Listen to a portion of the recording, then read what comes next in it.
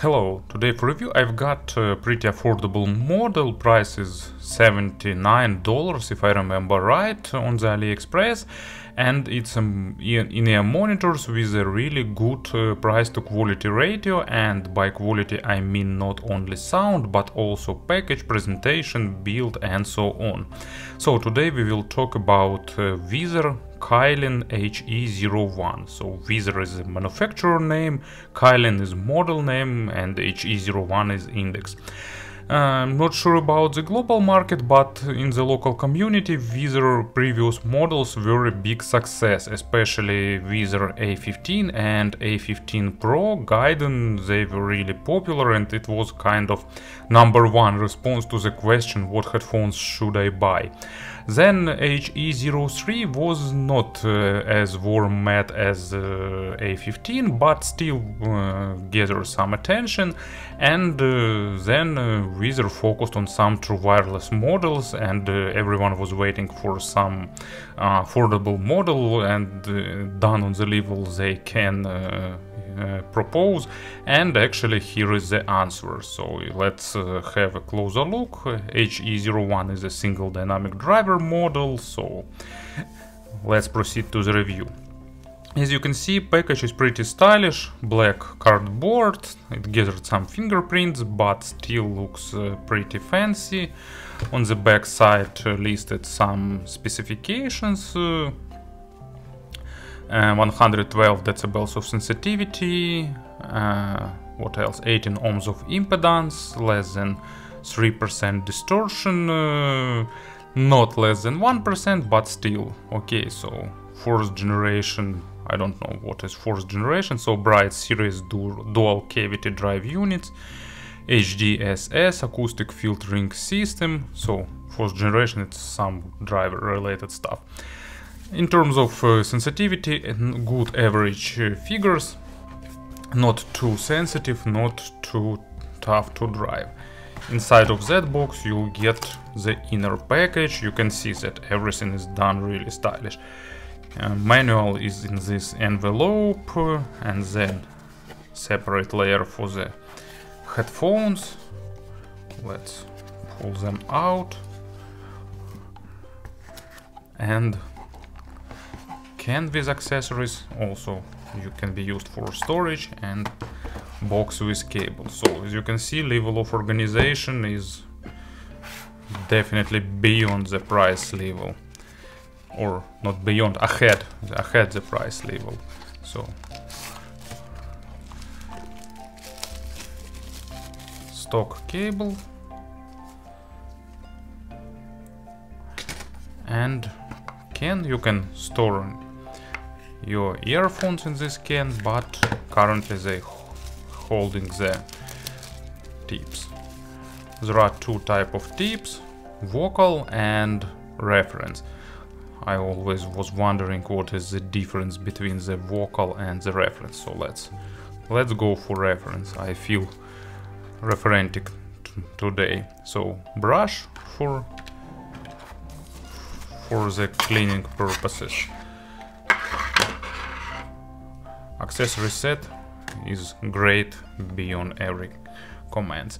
In terms of design, they are good, a bit glamour, a bit fancy, but still pretty nice.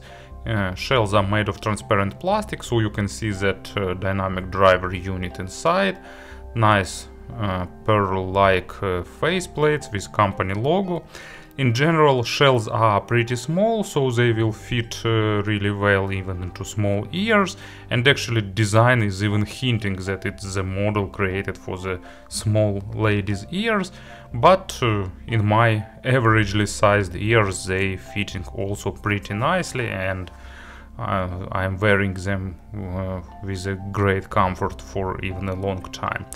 Spouts have a slightly above average extension, so sound isolation is also about average. There is a lip for holding the tips, protective grille and all that other stuff. So in terms of design and build quality, Whizzer did a great job creating this model.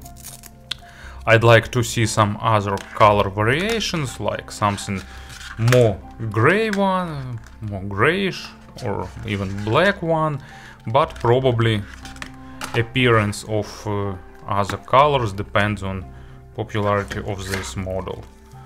So if it will sell good, probably Whizzer will think about other colors.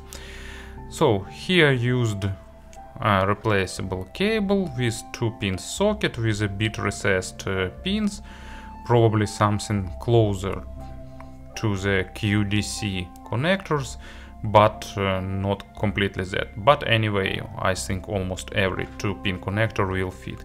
Stock cable is good, no ear hooks, but it's really soft, so no issues with microphonic effect, almost not getting hard when it's cold outside. And you can see in terms of design, cable really matches earphones, so basically this pink gold color combination used everywhere. And in terms of design language and design message, Whizzer is pretty consistent. So to summarize this part, everything is done on a really good level, starting from presentation and ending with design. And of course about the sound, I gave them about 40 hours of burn-in. There were slight changes in sound during first few hours, but I don't think it making much sense in burning them in for extended time, so if you'll decide to buy them, just start listening. Of course, it's important to find the proper fitting tips, and I've started with balance tips, but then switched to the vocal ones because the biggest vocal ones or the widest ones give me the better fit and better isolation. And proper fit is important for single dynamic driver in ear monitors. It's important for every model, but single dynamic drivers are usually really affected by the tip selection. Let's have a player to provide the examples and let's talk about the sound. In terms of representation, it's mildly V-shaped, actually not mildly, it's averagely V-shaped signature, but done pretty nicely. So Whizzer managed to tick many boxes and deliver organic, engaging, and at the same time pretty technical representation, proving once again that it's not necessary to use like 10 or 15 drivers in order to create a good sound, and sometimes it's better to use fewer but achieve better sound. So bass here is accented, accent is moderate, it's not bass head type of representation, but still this accent is noticeable, but at the same time bass is pretty good. It's tight, it's impactful, it has a pretty good depth, not the maximum depth, but still deeper layers of bass are present and implemented pretty nicely. In terms of speed, it's above average, not the fastest one, but fairly well balanced, you know. Whizzer didn't want to create natural or monitoring sounding earphones, so they tweaked bass to be more massive, more weighty, and that gives a pretty good, warm and pleasant organic analog sound. So resolution is normal, but not huge, not superb, but normal, and you won't miss any tiny details, so it's suiting well both electronic music with synthesized low frequencies, and it's suiting pretty well some acoustic instruments. Sounding with good body and lot of texturing and rich details. And as an example for the low frequencies, I've got Postmodern Jukebox featuring Olivia Cooper-Harris, Live on Mars, David Bowie cover. I really like Postmodern Jukebox, like 3 to 4 albums per year with stylish cover versions of different classics, sounding pretty good, and this track is not an exception. It has nice acoustic bass line, and it's not accented, not too forward, so it's easy to lose this part in the mix, but thanks to the good bass performance of this model, it's sounding pretty rich and saturated with details. Mids are a bit recessed, but thanks to the overall coherence and thanks to overall well tuning, mids not sounding shadowed by the low frequencies, except maybe some bass heaviest tracks. But in general, mids are present, they have good body, they have good weight. Representation here is a bit shifted towards the macro dynamics and emotions. They are not focused on the micro contrast, but still delivering a decent amount of details, just not focused on the detalization, and because of that they are pretty forgiving for the quality of records. On the mid frequencies they have extended treble, so you'll need something with a good treble, but let's talk about that a bit later. So good body for instruments, normal level of detalization, nice amount of details, at the same time not focused on the micro contrast, not sounding thin or analytical, and has a good weight. Imaginary stage is above average, not hugely above average, but still above average, so 3D stuff and positioning is done nicely. And in general this model is tuned towards the organic representation.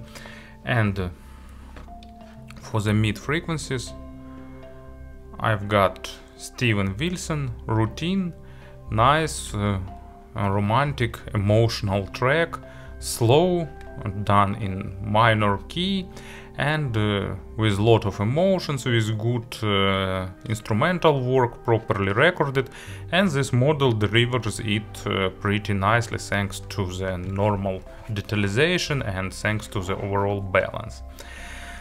Treble is accented, and actually it has two accents on the lower treble and on the upper treble, and actually it was a pretty bold move from Whizzer to create entry-level model with above average treble extension. From one hand they are a bit more critical for the quality of record and for the quality of source. From another hand it gives better overtone saturation, they even have really basic but still present layering, and they playing pretty lush and nice treble. Of course, for treble sensitive persons it's better to keep that in mind, because they can be harsh if you're super sensitive for treble, but to my ears they're not crossing the line and not even coming close to that line. And in terms of technical stuff, resolution is nice, but attacks and decays of course are a bit slower. It's typical dynamic driver treble without focus on the super clarity or super resolution, but still with a good amount of details and sounding pretty rich. And you know, to my ears, treble in these earphones is the biggest part of magic, because they sounding clean, crisp, detailed, with a lot of that small nuances and decays typical for the treble. And as an example for the treble, I've got Vanden Plas, or how they should be pronounced. Great progressive metal group, tracks silently. It's pretty complicated, starts slowly with keyboard part, with vocal, but then goes hard part with distorted guitars and all that other stuff typical for metal. And this earphones plays almost all of that on a really good level. Of course not at 100%, but still close to that margin. In terms of sources, they can be used with smartphones, with tablets, but to unveil their full potential you will need some player from the entry level or up to middle, so somewhere from Hidis AP80 and up to, I don't know, FIO M15 or something like that. So fairly universal model, you can use it with your smartphone, you can get some USB digital to analog converter for them, you can keep them if you'll decide to buy some entry-level depth, so really good in terms of scaling. Speaking about the conversions, just a few reference points. I don't know, let's say Mi Audio M6 Pro 2. They are more aggressive, more focused on the micro detalization on mids, bit more forward on the treble, so, and has a bit less bass. So M6 Pro 2, it's more monitoring model focused for the professional usage on stage. I don't know what we've got in single dynamic drivers range. iBasso IT00, they are also a bit more natural, bit more focused on the micro detalization, with a bit less treble presence, but at the same time treble sounding a bit more aggressive. You know, it's not a matter of quantity, but a matter of representation. iBasso put more energy in the treble area. So iBasso is a bit more focused on the micro contrast. This one is a bit more emotional, bit more organic, and bit more fun, let's call it. I don't know, KB Ear Diamond, just opposite type of tuning, warmer with less treble, with bit more weighty mids, so shifted towards the warmth. I didn't test some other popular models, I don't know. Moondrop has some single dynamic drivers, maybe some other companies, but didn't test them. So basically Whizzer created really good model. I won't compare it with hybrid models with balanced armatures, it's just a different type of representation in the upper half, so it's pretty predictable. I don't know, by the way, iBasso FH1 it's hybrid, iBasso FD1 it's also dynamic driver, but they are much more natural, much brighter, so different type of representation too. So won't try to recall other models, time to summarize this review. Whizzer created really good model with nice organic representation, sounding fun, but at the same time with normal level of detalization, great build quality, a bit fancy design, but nice accessory set, presentation. So for that price, I think it's a really worthy model. Thank you for listening, thank you for your attention, and have a nice day.